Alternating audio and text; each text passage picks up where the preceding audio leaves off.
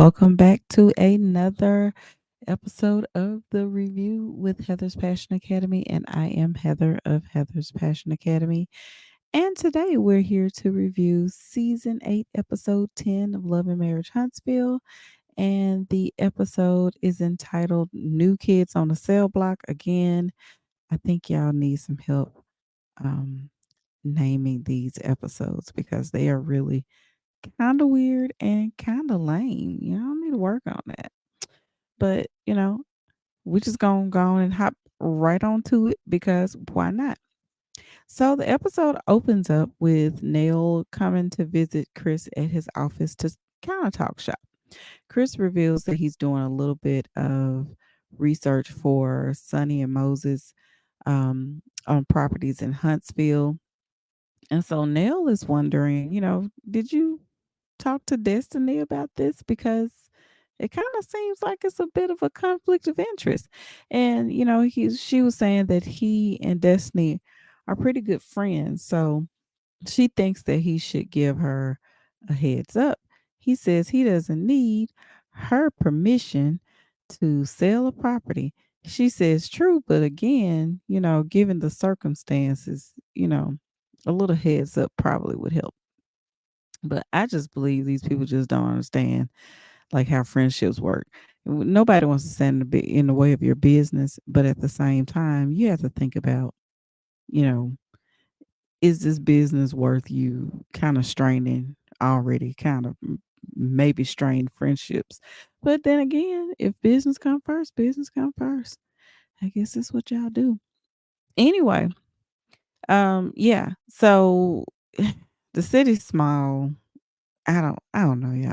It just seems like they need to work on that aspect of friendship.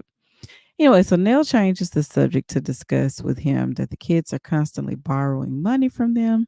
And she says the kids are leaning on their financial assistance is starting to weigh on her because they're doing a lot of borrowing, but they're not returning. And so she wants to have a meeting to set boundaries with the kids regarding their borrowing. Now, Chris doing all this, they don't come to you, they come to me, and blah, blah, blah. I'm like, child, they coming to both of y'all. At the end of the day, if y'all still paying bills for them and they ain't living with y'all and they older, they, yeah, it's bothering both. It should be bothering both of y'all. But I feel like Chris doesn't want to cut them off because I just think he has a soft spot for the kids, which is cool. But at some point, you know, if it's weighing on the relationship and if it's weighing on y'all bank accounts, then maybe it's time for a meeting.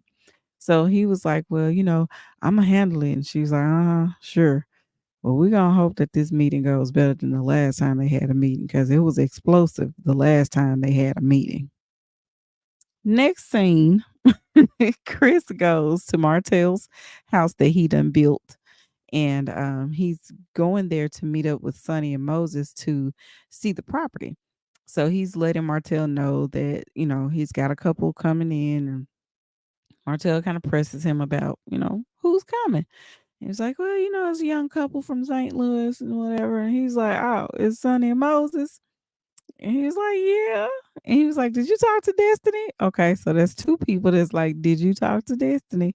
He was like, no, I don't need to talk to her to do my business. Listen, everybody knows how this can look. And it's weird to me how sometimes people on the show can pretend to be so like oblivious to that. Anyway, so here's the couple coming in and they're um doing a little bit of small talking. Martell is asking him a few questions like, y'all moving here? And they're like, well, yeah, we trying to start a family. And he all like, y'all pregnant? And she's like, not yet. And he was like, you trying to start a family, all it takes is one good night. And they were both like, not really, not, whatever. It's messy, y'all. Anyway, so they're in the kitchen, they're looking around. As y'all can see, I really don't care for them. I don't know how many seasons they're gonna be on. I'm not gonna care for them because of the way everything started. I'm gonna hold a grudge, but probably more than Destiny. I don't know. So they're in the kitchen and they're talking, looking around and everything. They're like, the kitchen is nice and everything. Then she gonna say, I be cooking for my man. I want her to stop being a pick me. I just want her to stop. You don't have to constantly say things like that. You got him now, right? That's your dude. You don't have to prove anything else cuz every time you talk it makes me gag. I don't like it. Anyway, so he's taking them to see the rest of the home and then they go they're just kind of looking around and everything. They say they want to move here because it's a better start for the family than St. Louis. And really, let's just be honest, y'all. It's Huntsville, and nothing, bad toward Huntsville. It's a city in the South, and um, I've been to Huntsville many, many, many, many, many, many, many times due to me being raised Seventh-day Adventist. So I've been to Huntsville a lot over my entire life. So it's nothing wrong that I'm saying with Huntsville. All I'm saying is, number one, they say they're from St. Louis and it's crime. Crime is going to be everywhere. Every city is going to have its problems. Every city has good and bad parts. And there are 1,000 places in between St. Louis and Huntsville they could have decided to settle in. And let's just say Carlos told you to move there or something.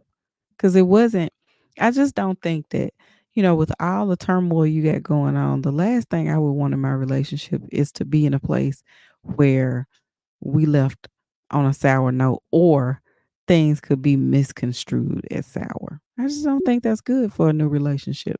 But they kind of like mess. So it's probably like their brand.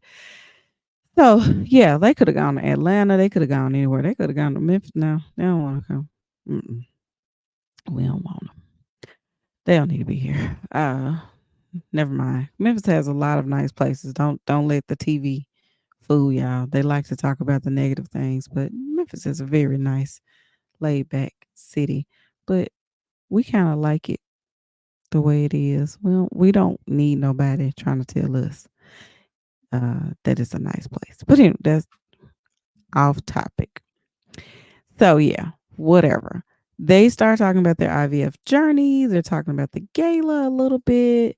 And then, of course, they're bringing up Destiny again, which I don't like because why can't y'all just have conversation and not bring up Destiny? Anyway, and she was like, when I met this man, I felt immediately that he could be my husband. So exactly when did you meet him, Sonny? When did you meet him? Everything y'all say is weird. So Martell is like, oh, well, as long as there ain't no funny stuff going on, I'm going to just be neutral. And, you know, that's what I'm going to do. I'm going to be neutral. So then the conversation goes over to the relationship between he and Melody. Because anytime Martell is going to be in a scene, he going to bring that conversation back to whatever happened between he and Melody. So there's that. Um, so, they're saying he was looking at Chris and Chris was like, well, I told you I was neutral as well, whatever. But he feels like Chris and Nell are not neutral when it comes to things between he and Melody. But again, what does this have to do with selling that house? Nothing. Absolutely nothing. And the Sunny, these names. Sunny says she hopes that one day she and Destiny could be cordial. And everybody's like, you can't help who you love. And I'm like, okay, you can't help who you love, but you absolutely can help how things look. And that is the problem with this couple. So on the next scene, I think this is the episode where Martell got to get all his monies and stuff in because he in almost everything. He gonna be in the scene with everybody. He over at Stormy's warehouse. And they talk a little bit about the gala, the success of it. And she says she's a little disappointed that he didn't participate, but I also want to know why things are really weird between he and Trisha. And she was like, y'all be acting like something up. And he was like, oh, well, she came to the crib a couple of times. And she was like, I'm sorry, what? Now all of a sudden it's she came to the crib a couple of times. So what does that mean? I was just trying to see what was up. I just want to see if anything was up with us. Again, he does a lot of alluding to things so you can draw your own conclusions so he can have plausible deniability so he can say, well, I didn't say that. It's just, and here's a quick little story time. He reminds me of this chick that I went to college with, and she used to do stuff like that. She never told you what was going on between her and a dude, but she always just said, like, oh girl, such and such. Yeah, girl. Yeah, he was coming over to my house. Oh, okay. And you know what happened next? And somebody, so everybody's like, oh girl, whatever. She wasn't doing that. They was having study dates, or it was more than 2 people there, like, it wasn't a date, it was like study group meeting at her place, but when she tells the story, it was always like, "Yeah, they came to my house, girl. Mhm. I had to ooh, yeah, we just what be happening?" That was yeah. Anyway, and let me go on to the next thing. So anyway, he says, all that stuff that was happening was before Ken was in the pic, but then nothing happen. And Stormer like this whole situation's, sounds like some bull. It is. Um, he just wanted everybody to know that he might have had his hands on Trisha as well, and that's what it all boils down to. So he changed the subject and said, "Well, I ain't see Mel at the event." Again, we talking about something else, and he talking about Mel.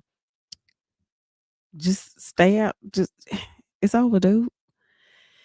She don't want to be in the same place with you. It's okay. So Stormy says she did invite Mel, but she let her know that Martell was invited and she declined the invite when she found out Martell would be there. And her thing is, y'all can't be in the same room together. So he gonna say, well, it's crazy because after my arrest, we was in my daughter's spelling bee together. And I'm like, look, that's a whole different thing. That's your kid. Yes, you both are going to be there for your child. This is not a social event. This is having moral support for your child when they, at their spelling bee. Like, Martell, cut it out. So she tells him, well, speaking of arrest, I had to turn myself in too. And she said it was for the same thing, the harassing communication charge, just like him. She said a millimeter came to the warehouse to try to prove that she's not successful and doesn't have any money. Um, and at, she came, I think she said that the person was recording her, and because she wasn't being so kind on camera, she took that footage and went on and did the thing and filed the charge against her. Um, I don't know what's going on with that. I don't, you know, at the end of the day, it just a lot of this stuff is petty. But they were just talking about how easy it is for someone to charge you with whatever. I don't think it's the same though, Stormy. I don't think it's the same. I don't think your charge is the same as his though. Those are two different things, and I would advise you to steer clear of those kind of conversations with Martell. So he asked, "How is the relationship between her and Melody?" And she said, "Well, it's good, but at the same time, she was like she'll fall off or whatever. So she never really knows where they are because she's like, well, if you mad at me because I'm hanging out with somebody you don't like, just let me know, just so I don't be strung along." Now I do agree with that. I do think that a lot of times, especially right now, y'all say what y'all want, and I'm telling you what I see with Melody. I feel like she's all or nothing kind of person. Like, I have friends that I'm cool with, but I have friends that my other friends are not cool with. I've made all these friends separately and then find out later they don't all get along. I think if the older you get, the more you can say things like, okay, well, y'all don't get along. That's cool. I'm gonna go do this individually with this person. Never talk about that other person. I'm gonna go do this with this person over here. Never talk about that other person. We can all hang out for different reasons. Now, am I gonna have everybody that don't like each other in the same room, especially not in my house? Y'all can have that. So I don't know. I think that they haven't made it to the point where you can be cordial with everyone and just know that there are just certain circles that can't overlap, and that's okay. And I know that a lot of people like Martell because he's charismatic. And so I do think that in order for this show to move forward, everybody has to find a place. She's not going to film with him. Cool. She's not gonna film with Destiny. Cool.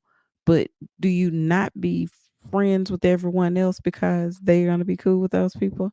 I don't know about that. But the best you can do is just don't show up to the things and just everybody be careful about what you say. Don't be repeating stuff back to each other. That's just what I think. I'm gonna keep going because I'm tired of them. Kimmy and Maurice discuss how she's doing as far as real estate is going. And she says, hey, I'm going to be showing Destiny some of this office space that we have. And Maurice was like, I wonder how that's going to go, you know, because, you're meeting up. We finna have this lunch, dinner, whatever this is with these people. Kimmy always says she's feeling torn because she likes Sunny and she and Destiny are friends, but she was like, we ain't been friends a long time. Kimmy's of an age where she's like, I'm gonna be friends with whoever I'm gonna be friends with. So I get that. But at the same time, Kimmy sometimes flip flops and I don't like that. So now I'm starting to really understand where some people don't care for her. But Kimmy got everything else going on. She ain't studying these people. She gonna make these scenes and make her money. Yeah, okay. Sunny and Moses sit down, and Sunny says in a confessional she wanted to talk to Kimmy outside of Tisha so she can get a feel for her and see if they can be friends. And I'm just like, why are y'all on this campaign of trying to get people to like y'all? Again, this rubs me very wrong because it's like, I need you to like me, or y'all could not move to Huntsville. That's an option as well. So anyway, they sit down with Kimmy and Maurice to talk about what brings them to Huntsville. And they're like, we're looking to settle down, start a family. I just feel like they're reading off a sheet of paper. Kimmy says, um, so Huntsville was at the top of your list. And that was pretty shady, Kimmy, but I liked it. And she's like, because you have all these other places you can go to raise a family. And she's like, don't get me wrong, I'm a love on Huntsville, but really, this is your number one. And they're like, yeah, well, all the things they've already previously said. I'm not going to keep going over that. But then they talk about looking at Martell's house that they saw through Chris, and it may be an investment properties because they don't know anything about the north side of Huntsville. And I'm like, oh, y'all think it's hood, huh? Interesting. And y'all keep talking about y'all from the hood. Mm. So they delve into how they fall in love with Huntsville and how they're doing IVF. Maurice and is talking to them about, being from different parts, being from like Pontiac, Michigan, and he and Kimmy moved there. Kimmy's from Baltimore, and how he's one of eight, and how tough it was after his dad was no longer a part of the equation. How they moved to Huntsville when he went to Huntsville when he started college, and some of his family kind of followed him down too. How he's lost so many friends, about 31 of them. Kimmy's from Baltimore. She had family down here, and she moved to Huntsville when she had Jalen or somewhere to raise him. Moses was talking about being locked up um, with people just like that. It's just a lot of conversation. And he had done like a total of 15 years in prison. And I don't nothing at people who have had gone to prison, but not knowing whatever his background, because he said he kept making those types of same decisions. That's what landed him in prison. So if he did a total of 15 years in prison. His last stint was 8.5 years. Um, he's owned property since he was 19, but his turning point was losing so many family members when he was locked up, and especially during COVID. Makes me think, are you really ready to say you have turned over a new leaf? Are you rehabilitated? Because at this point, you have spent a good portion. I don't know how. What did he say? He's 30. Let's say they're all like 39. Like, I'm just gonna pick a number. If you spent 15 years, let's even say you 40. If you spent 15 years of your life in prison, that means that you have spent the majority of your adult life in lockup. Are you ready for a family? Can you do it without going back? Because we all know we don't really do a lot of rehabilitation in the American prison system, and the recidivation rate is pretty decently high when it comes to people going back to prison because there are no like ways for them to go back. He has his trucking companies. He has these, I don't know. This sound like it's a hot mess to me, y'all. I don't know. And Maurice says now he understands why he has a need to rush. I still don't because I think he needs to spend a few years like stable and then bring all this stuff in. But anyway, because they were like, oh, you're doing this. Y'all want to do IVF? And they're like, yeah, we're hoping for a boy and girl. And then look at Marie's face. What? Yeah, that's really going fast. And anyway, Kimmy says she would like to move forward with Sunny because she was the one that reached out when she had her cancer diagnosis. She wants to help move things forward. So she's invited them out to a tasting that's going to happen to help kind of bring them more into the group. I don't know. They were asking how did it go with Martell's property and everything. And then, they were like, oh, everything went real. Everything was positive, but we're looking for properties. So Kimmy, y'all can you can send me some properties if you want. And she was like, well, no, if you're working with Chris now, then that's who you need to work with. And this is what got me. They said, well, we ain't signed to nobody yet. So, we open. That right there tells you they ain't loyal to nobody but themselves. They got people showing them properties. They hadn't signed nothing. But most of the time, if somebody's showing you properties without you signing, it's because it's good faith that you're going to eventually sign with them. So they've taken the time out their schedule because they know this is a potential sale for them. Now you're gonna go tell Kimmy, well, you gonna show me some properties too. I wouldn't do it, Kimmy. I wouldn't do it, and I don't like that. So next at Chris and Nell's house, y'all, I might get this wrapped up in a few minutes. They preparing to tell the kids and Kiki, their niece, about how they finna cut them off because they borrowing way too much money. The kids are giving an update on what they're doing, business wise and everything. Nell says she'll never hear from them until somebody needs something. So this meeting she's telling her, look, we here to set boundaries. We ain't gonna be lending out no money. I ain't putting y'all before me no more. There are things we want to do.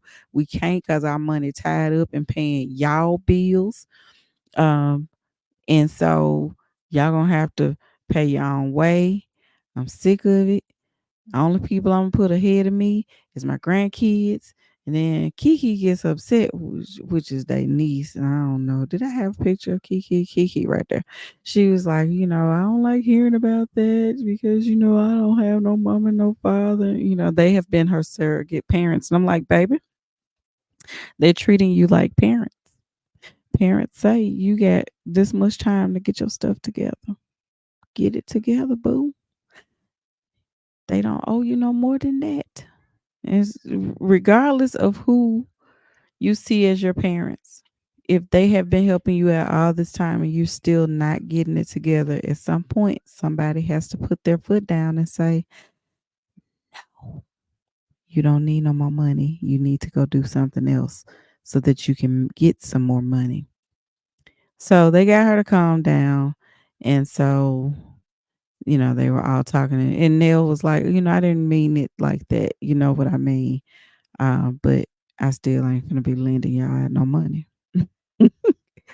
Chris says to everyone, would y'all be interested in doing family therapy? The kids agree, actually. The kids are like, hey, we're interested in that. And so Nell's like, yeah, y'all need to go and get this done, whatever.